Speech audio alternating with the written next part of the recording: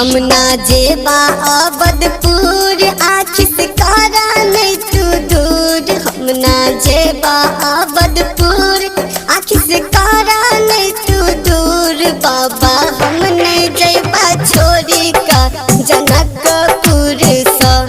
बाबा हम ना जेबा छोरी का जनकपुर सा।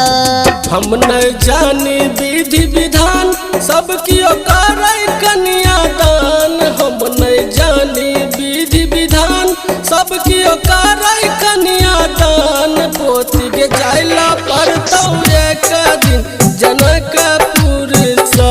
पोती के जाइला पड़तौ एक दिन जनकपुर सा। DJ Sumit Satish रईमा, DJ Sumit Satish रईमा, DJ Sumit Satish रईमा।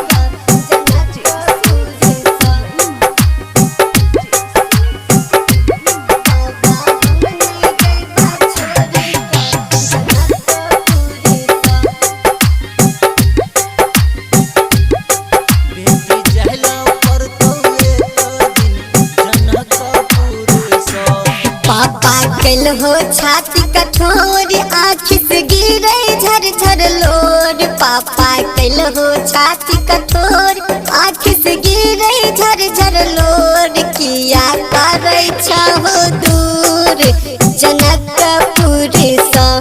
किया करे छहो दूर जनकपुर सा। हम नहीं जानी विधि विधान सबकी करे कन्यादान। हम नहीं जानी विधि विधान सबकी करे कन्यादान। बेटी जहला पर तो एक दिन जनकपुर सा। बेटी जहला पर तो एक दिन जनकपुर सा। DJ Sumit Satish रईमा, DJ Sumit Satish रईमा, DJ Sumit Satish रईमा, DJ Sumit Satish रईमा।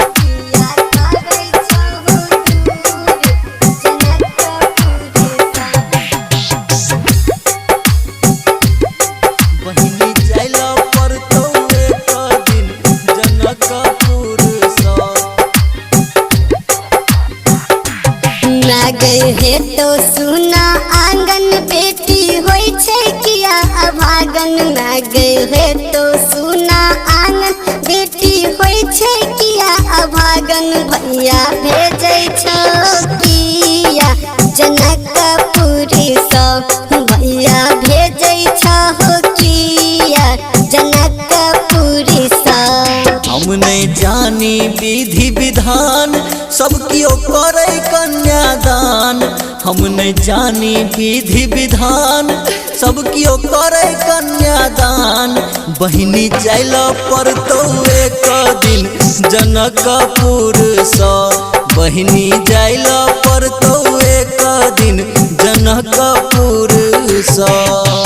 DJ Sumit Satish रईमा, DJ Sumit Satish रईमा, DJ Sumit Satish रईमा, DJ Sumit Satish रईमा।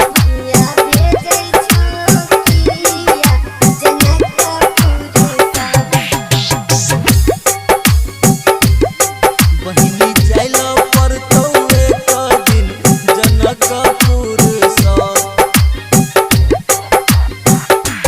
हम ना जेबा अबदपुर आँखि से कारा नहीं तू दूर। हम ना जेबा अबदपुर आँखि से कारा नहीं तू दूर। बाबा हम नहीं जेबा छोरी का जनकपुर सा। बाबा हम ना जेबा छोरी का जनकपुर सा। रमेश वकील कर तो विदाई धर्मेंद्र सहतो नहीं जुदाई। रमेश वकील कर तो विदाई धर्मेंद्र सहतो नहीं जुदाई। बेटी जहला पर तो एक दिन जनकपुर सा। बेटी जहला पर तो एक दिन जनकपुर सा। धर्मा रिकॉर्डिंग स्टूडियो भरगामा।